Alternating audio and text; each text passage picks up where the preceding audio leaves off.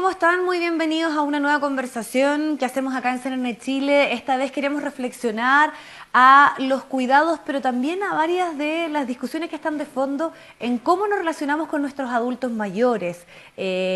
Cuánto los incorporamos también en muchas de las decisiones que hoy se están tomando y que tienen que ver con sus vidas, con por ejemplo salir o no, si visitaron a sus nietos y muchas otras de las dinámicas que están de fondo y que tienen que ver en cómo también se enfrenta la vejez en una sociedad occidental que muchas veces deja excluida a las personas de mayor edad. Para eso, a esta hora, la comunicación es con Claudia Degent. Ella es neuropsicóloga y también miembro de la Sociedad de Geriatría y Gerontología de Chile. ¿Qué tal? ¿Cómo estás? Muchas gracias por esta comunicación, Claudia.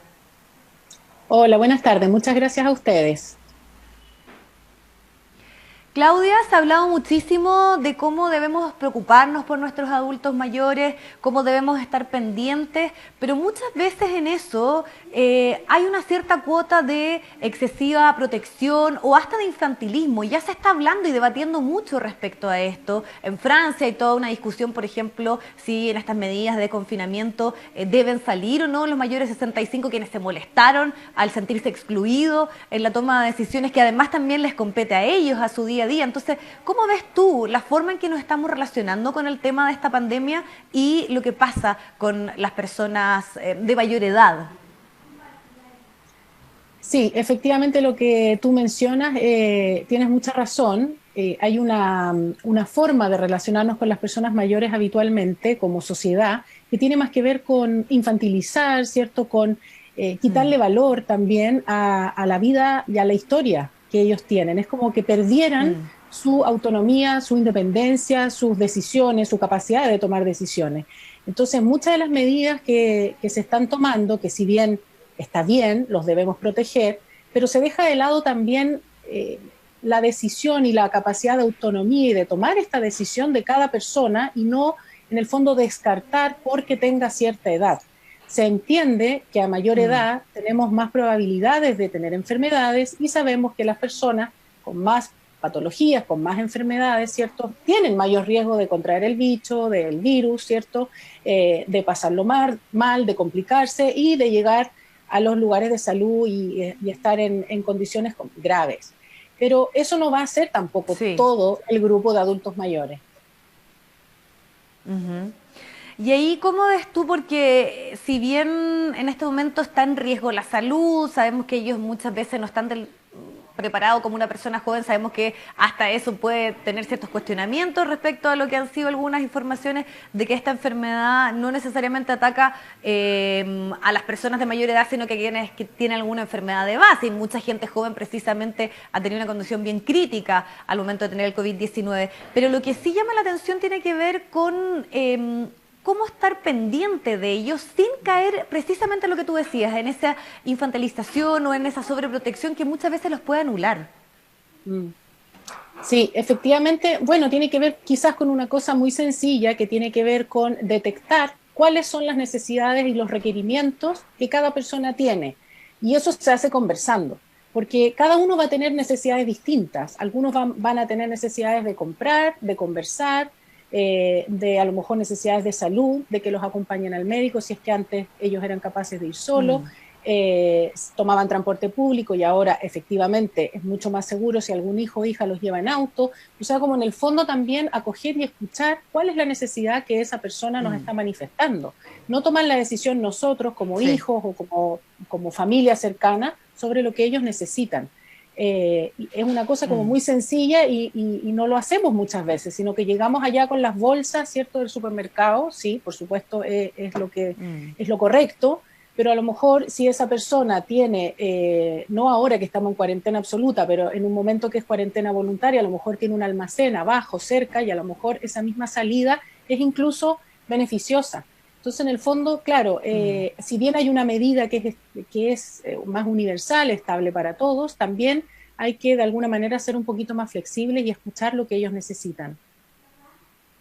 Sí, y ahí obviamente el criterio y poder manejar los riesgos es fundamental. Otra cosa que debe ser interesante y que seguramente tú has podido monitorear es qué le pasa a los adultos cuando están todo el día sometidos a mensajes que hablan de que son la población de riesgo, de que deben cuidarse, y cómo monitorear que tal vez esos temores que todos estamos teniendo en este momento es algo normal, pero que no sea tal vez una situación más compleja, que haya una depresión, que haya un cuadro de estrés, como qué cosas debemos estar alerta también, que hablen de una condición clínica tal vez, desde el punto de vista psicológica, un poquito más difícil que la mera contención o preocupación. Sí, bueno, hay varios elementos quizás a tener en cuenta. Uno tiene que ver con, por ejemplo, que se alteren los ciclos de sueño o el apetito, o que la persona en el fondo ya no contesta las llamadas, o cuando uno los llama, entonces al tiro se ponen a llorar, y tú vas monitoreando esto día a día, y esto no va mejorando o no varía de un día a otro, porque las emociones van a variar.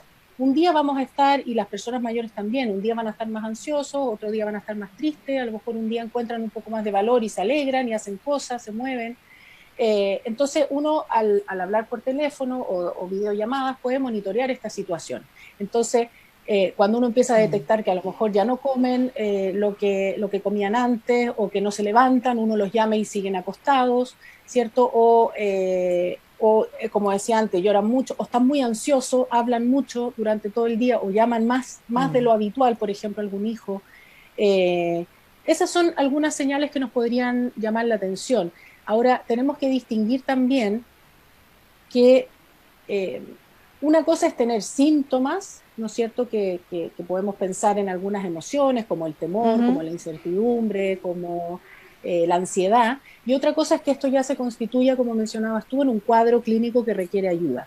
Sí, Entonces, probablemente la mayor parte de las personas pasen por momentos, por episodios en los que van a estar más ansiosos, más intranquilos, más inquietos, o mejor. sí, No tenemos que olvidarnos que las personas mayores son un grupo muy heterogéneo, igual que todos nosotros, ¿cierto? Hay personas que lo exacto. están viviendo de mejor manera que otros, hay gente que no está ansiosa, no está tan preocupada, que al contrario están disfrutando de este momento quizás de tranquilidad.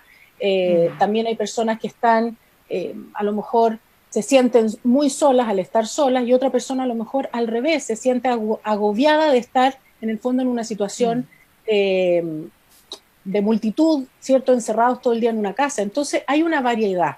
Cuando ya pasamos a un síntoma que empieza a interferir en tu vida diaria, como te mencionaba antes, de que te dejas de duchar o dejas de comer, entonces eso ya es una alerta de que está sucediendo algo, ¿no es cierto? Alguien que empieza a tener mayor temor del habitual a salir, por ejemplo, porque en algún momento Sí. sí algunas personas salen y están rechazando salir, están evitando salir. Eso también es una luz de alerta.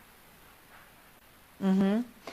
Claudia, y otra cosa, sabemos que puede sonar muy rudo decirlo, pero ¿cuánto debemos conversar respecto a temas que están relacionados con que puedan enfermar, a lo que tiene relación con la muerte? Que inevitablemente en un contexto como el que estamos viviendo eso está presente, pero ya se han generado discusiones respecto a los respiradores artificiales, algunos que dicen si a mí me toca yo lo cedería, otros que dicen no, por ninguna razón quiero seguir. Esos temas debemos incorporarlos en las conversaciones con padres, con abuelos, y cuán importante puede ser esa libertad, ese derecho humano, esa decisión que tome respecto al tema esa persona. Claro, este es un tema muy complejo que además no está resuelto en nuestro país, y Claro, no es algo que habitualmente conversemos en familia, ¿cierto? La muerte, la eutanasia, esto del ceder la posibilidad de acceder a un respirador artificial, esto no es algo que sea común en nuestra cotidianidad, por lo tanto, por eso genera este nivel de impacto cuando alguien lo menciona. Yo creo que si nosotros efectivamente lo socializáramos, lo abordáramos de forma más frecuente, sería menos terrible hablar esto en estos momentos. Sería algo más habitual que ya sabemos. Hay un o sea, concepto es que bueno viene hacerlo, naturalizarlo. exactamente, abordarlo en forma normal y natural, y así todas las personas tienen opiniones distintas. En el fondo, aquí el mensaje es que no por tener más edad tiene derecho o no tiene derecho a un respirador artificial, y eso es una pregunta que además es terrible, porque en los otros países ya se han tenido que tomar esas decisiones, Y ahí entonces surge también la importancia de tener médicos especialistas en geriatría, en cuidados paliativos, bueno, etcétera, de todas las especialidades para poder en conjunto llegar todos a un consenso y de evaluar en particular cada caso. O sea, no porque yo tenga más años, tengo más o tengo menos derecho a acceder a medidas, por ejemplo, invasivas para mantener mi vida. Esto también es muy opcional. Sí. Hay gente como este, no sé, el escritor o periodista que lo cede, él está en su libertad de decidir sobre su vida, y eso es algo que como país también nos cuesta un poco, que tiene que ver con la libertad y con los derechos humanos.